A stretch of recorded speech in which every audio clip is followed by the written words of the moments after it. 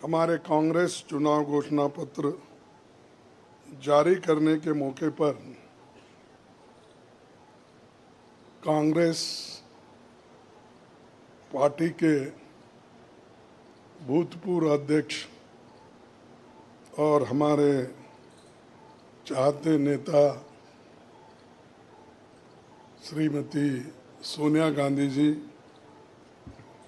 और भूतपूर्व अध्यक्ष श्री राहुल गांधी जी और यहाँ पर पधारे हुए हमारे कांग्रेस पार्टी के सभी नेतागण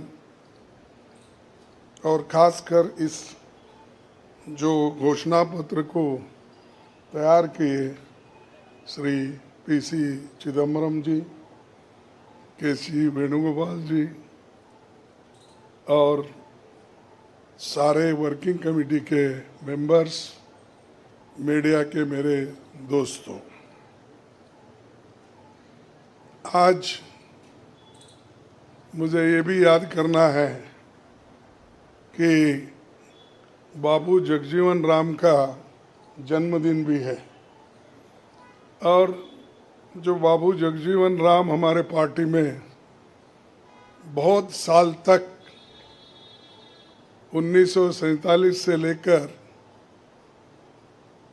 1984 तक वो इस पार्टी में रह के काम किए।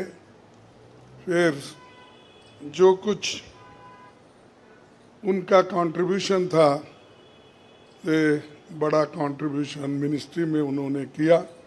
ऐसे दिन आज हम ये घोषणा पत्र गरीबों के लिए हम अर्पित कर रहे हैं। आज भारतीय राष्ट्रीय कांग्रेस के 2024 के लोकसभा चुनाव का घोषणा पत्र जारी किया जा रहा है।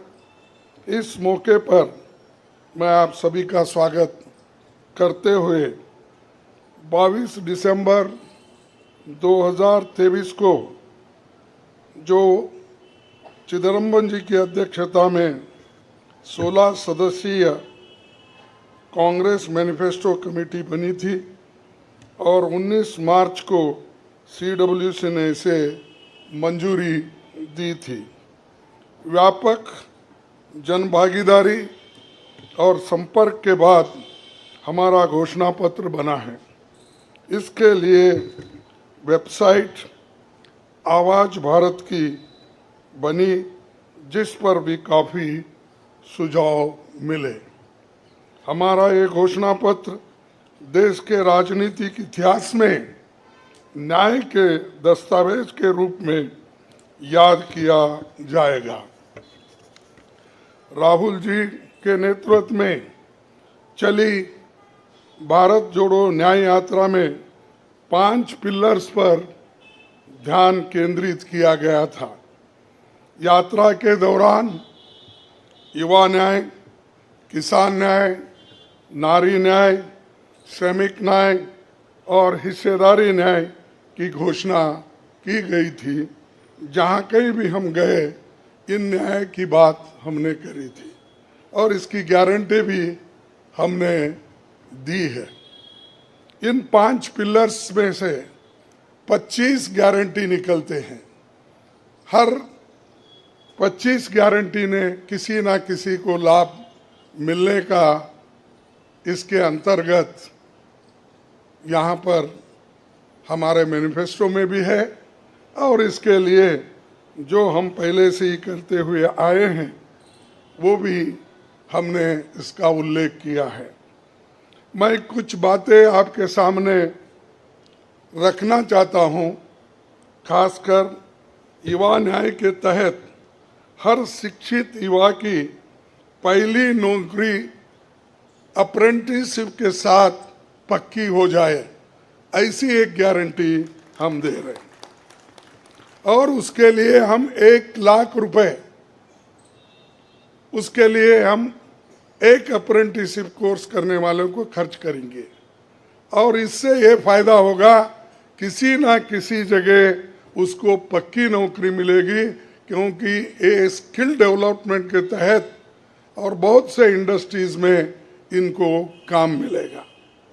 नारी न्याय के तहत गरीब परिवार की महिला को सालाना 1 लाख की मदद देंगे। कोई तालियां नहीं बजा रहे, क्या बात है? गरीब परिवार की महिला को सालाना 1 लाख की मदद देंगे। और किसान न्याय के तहत किसानों की कर्ज माफी और एमएसपी कानून की गारंटी भी हम देंगे। और श्रमिक न्याय, इसके तहत मनरेगा में भी 400 रुपये, ये न्यूनतम कम से कम 400 रुपये मजदूरी दिया जाएगा। हिस्सेदारी न्याय में सामाजिक आर्थिक समानता के लिए हर व्यक्ति और हर वर्ग की गिनती या जातीय जनगणना होगी, जिससे सबको फायदा होगा। या किसी के फॉर में, किसी के अगेंस्ट में ये नहीं है कि हालात को समझने के लिए ये जातीय जनगणना करेंगे, जैसा कि SC/ST की जातीय जनगणना होती है। और वैसा ही जो पिछड़े लोग हैं और भी ये अपर कास्ट में भी गरीब लोग हैं, सबकी हालत क्या है ये जानने के लिए हम जातीय जनगणना कराएंगे और इसका फायदा हर वर्ग को मिलेगा। हमारे घोषणा पत्र में संवैधानिक न्याय, कॉन्स्टिट्यूशनल जस्टिस खंड में लोकतंत्र बचाओ, भय से मुक्ति से लेकर मीडिया, न्यायपालिका आजादी, भ्रष्टाचार के खिलाफ मुहिम जैसे मुद्दे, कला संस्कृति जैसे विषय भी है। आर्थिक न्याय, इकोनॉमिक जस्टिस खंड में आर्थिक नीतियों, बेरोजगारी, टैक्सेशन और टैक्स रिफॉर्म्स, ये सारी चीज़ें उसमें हम लाएंगे। इंडस्ट्री और इंफ्रास्ट्रक्चर पर ठोस काम हम करेंगे। राज्य न्याय, जस्टिस फॉर द स्टेट्स में संघीय विकास, पूर्वोत्तर भारत पर रोशनी हम डाले हैं। और जहाँ कहीं भी फेडरल स्ट्रक्चर को धोखा होगा, हम उस वक्त अपनी आवाज़ उनके साथ भी उठाएंगे। और जब हमारी गवर्नमेंट आएगी तो उनको बराबरी का हिस्सा देंगे, और ताकि वो पैसे के लिए तरस न हो, चाहे वो ड्रॉट हो, फ्लड हो, डिसास्टर्स हो। इसके लिए नेचुरल डिसास्टर, इन सब के लिए फेडरल गवर्नमेंट को कानून के तहत जो मदद मिलना चाहिए वो हम जरूर उनको दिलाएंगे। उसी के साथ देश की प्रतीक्षा और आंतरिक सुरक्षा के महत्व को ध्यान में रखकर रक्षा न्याय की भी खंड है, जिसमें विदेश नीति भी है। और विदेश नीति हमारी अब तक सफल हुई है, और उसी नीति पे अगर ये लोग काम करते थे और ठीक ढंग से चलते थे, और बहुत से मुश्किल हमको आज जो आ रहे हैं वो कभी नहीं आते थे। तो इसीलिए हम अपना रक्षा न्याय का, देश की रक्षा के लिए पूरा हम काम करेंगे। आखिरी एक महत्व का बिंदु पर्यावरण न्याय भी देंगे। आप सभी से मैं अनुरोध करूंगा कि घोषणा पत्र को बारीकी से देखें, परखें। इसमें आपको भविष्य के भारत की शानदार नया तस्वीर दिखेगा, और इसके लिए आप ठीक ढंग से आप काम कर सकते हो। आजादी के बाद 1951-52 में चुनावों से राजनीतिक दल घोषणा पत्र जारी करते समय बहुत से दावे करते हैं लोग, पर कांग्रेस हमेशा जमीनी हकीकत पर चलती है। 1951 में पंडित जवाहरलाल नेहरू के नेतृत्व में हमारा जो घोषणा पत्र जारी हुआ उसका नाम था व्हाट कांग्रेस स्टैंड्स फॉर। उसका नाम था व्हाट कांग्रेस स्टैंड्स फॉर। पहले घोषणा पत्र को लेकर ये टिप्पणी की गई थी, no exaggerated claims were made, no ambitious plans to entice public or deceive the electorate had been placed before them. A realistic view of what was capable of achievement and implementation alone was presented. ये पंडित जवाहरलाल नेहरू जी के ज़माने में घोषणा पत्र दी थी जो realistic है, जो ग्राउंड लेवल पे हम कर सकते हैं, उसी के बारे में उन्होंने बोला था। किसी को फंसाने के लिए नहीं, झूठ बोलने के लिए नहीं, हम जो भी कहते हैं वो करके दिखाते हैं, ये उनका कहना था। और वही आज भी हम कर रहे हैं, जो कर सकते हैं वही हम इसमें घोषणा पत्र में लिखे हैं। और बहुत से हमारे विद्वानों से भी हम बात किए हैं कि इसमें क्या कर सकते क्या नहीं कर सकते, उनके सलाह के मुताबिक ही आज हमने ये सारी चीज़ें आपके सामने रखे हैं। ये हमारा 139 ईयर्स साल का शानदार इतिहास है। ये देश के सामाजिक आर्थिक विकास की गति को बहुत तेज करेगा। किसानों, मजदूरों और महिलाओं, युवाओं, गरीबों, वंचित तबकों के विकास के जो बंद दरवाजे हम खोलेंगे, क्योंकि ये मोदी सरकार में ये सारे दरवाजे गरीबों के लिए, महिलाओं के लिए, युवाओं के लिए बंद है। हम जब सत्ता में आएंगे ये दरवाजे सब हम गरीबों के लिए खोल देंगे, उनका विकास करेंगे, ये हमारी प्रतिज्ञा है। डॉक्टर मोदी जी, डॉक्टर मनमोहन सिंह के नेतृत्व वाली हमारी यूपीए सरकार की बहुत आलोचना करते हैं, लेकिन उस 10 साल में हमने मनरेगा, राइट टू एजुकेशन, आरटीआई, खाद्य सुरक्षा, वनाधिकार, भूमि अधिग्रहण कानून और रेहड़ी पटरी वालों की अधिकार समेत कई कदम हमने उठाया है। और उसकी जो कर्ता धर्ता है श्रीमती सोनिया गांधी जी यहाँ पर मौजूद है।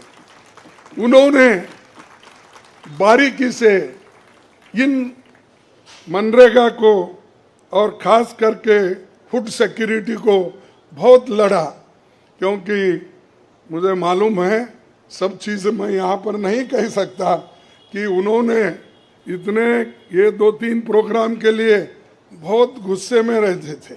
जब तक वो इम्प्लीमेंट नहीं होता तब तक वो खामोश नहीं बैठे और कैबिनेट के लोगों को बोलते रहे थे कि ये क्या हुआ। जब हुआ तब वो भी खुशी मना लिए और हम भी लोग बोले कि भाई ठीक हो गया। और जब बाहर इसका गया कि जो ये मनरेगा का, फूड सिक्योरिटी का और कंपलसरी एजुकेशन का ये जो संदेश बाहर गया, तब लोग सभी खुश होने लगे, सभी बोलने लगे ये बहुत अच्छा यूपीए गवर्नमेंट ने किया, सोनिया गांधी जी ने किया। ये बात बाहर आ गई। इसीलिए ये हमारा जो पहले से गरीबों के लिए वायदे थे वो हम पूरे करेंगे। मोदी जी 10 सालों में इसके मुकाबले का एक काम भी नहीं कर सके। आप बताइए कौन सी ऐसी बड़ी फैक्ट्री जो एम्प्लॉयमेंट क्रिएट कर सकती है, जो नेहरू जी के जमाने में बने वैसे कोई एक बड़े बड़े काम उन्होंने किया है।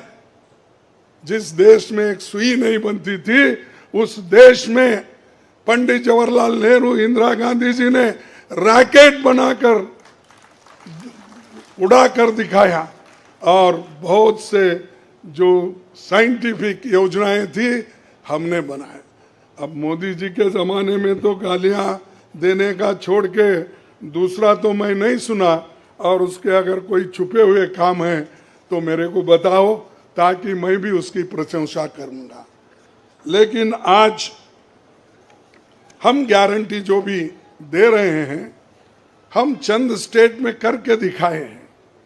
हिमाचल में करके दिखाए, कर्नाटक में करके दिखाए, तेलंगाना में करके दिखाए, जहाँ कहीं भी हमारी सरकार है, और राजस्थान में भी हमने कई नई चीज़ें की, वहाँ भी करके दिखाए। तो ये हम जो कहते हैं, मैं पहले ही कहा, वो हम करते हैं, और हम डरते नहीं करने के लिए। हमारा कितना भी नुकसान हो लेकिन गरीबों के लिए हम करते रहते हैं। ये हमारा पहले से कार्यक्रम है।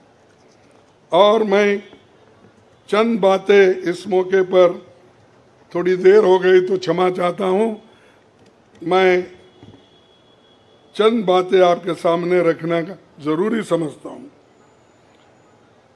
और आज क्या हो रहा है, विपक्षी नेताओं को जेल में बंद किया जा रहा है।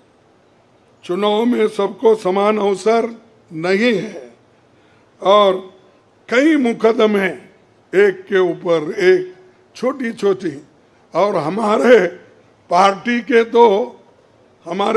के ऊपर इतना बड़ा जुल्म किया और इतने हमारे को पेनल्टीज डाले। 3,567 करोड़ रुपए का हमारे ऊपर उन्होंने पेनल्टी डाली। क्या ये लेवल प्लेइंग ग्राउंड है? और ये हमारे ऊपर आज हो रहा, कल मीडिया के ऊपर होगा, मीडिया हाउसेस के ऊपर होगा, सबके ऊपर होगा। तो इसीलिए इसको, इस देश के डेमोक्रेसी को बचाना है, संविधान को बचाना है। इसीलिए हम सब लोग, देश के लोग एक होना चाहिए और लड़ना चाहिए। और जो ऑटोक्रेटिक मोदी साहब है उनको हटाना चाहिए। ये मेरा आपसे विनती है। जब तक आप ये काम नहीं करेंगे तब तक हम सिर्फ बातों से नहीं होगा। आप लोग घर घर जाके, और हमारी गारंटी कार्ड जो है, इन गारंटी कार्डों को घर घर तक पहुंचाने का काम हमारे कार्यकर्ता करें। जब तक आप घर घर नहीं जाएंगे, वोटर से नहीं मिलेंगे, कुछ भी होने वाला नहीं है। सिर्फ स्लोगन से या मेरे भाषण से कुछ बदलाव होने वाला नहीं। बदलाव होगा तुम जनता से जब मिलेंगे, घर घर जाएंगे, महिलाओं से मिलेंगे, युवाओं से मिलेंगे, और जितने भी हमारे पेरेंट्स हैं, बड़े हैं, उनसे मिलके, किसानों से मिलके आप लोग काम करेंगे, तभी हम कुछ हासिल कर पाएंगे।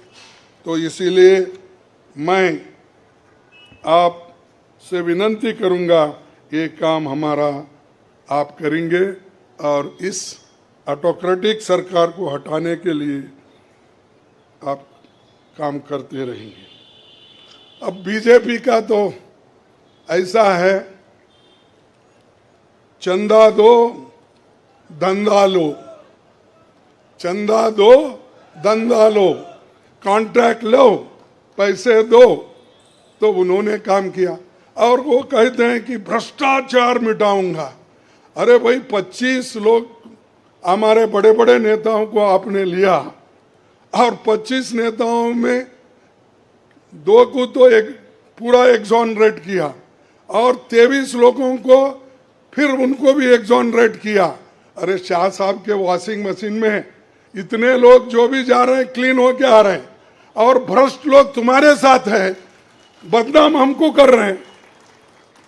मेरे पास तो नहीं है ना, मेरे पास जब तक थे तो आपने बोला वो भ्रष्ट है, फिर आप वो क्लीन कैसा हो गए, प्रामाणिक कैसा हो गए, ठीक कैसा हो गए? तो ये खुद ही इधर डराते हैं, उधर सब चोरों को लेते हैं। तो ये मेरा कहना है। इसीलिए आप इस बात को सोचिए, और हम सालों से गरीबों की सेवा करते हुए आए हैं, आगे भी हम करते रहेंगे।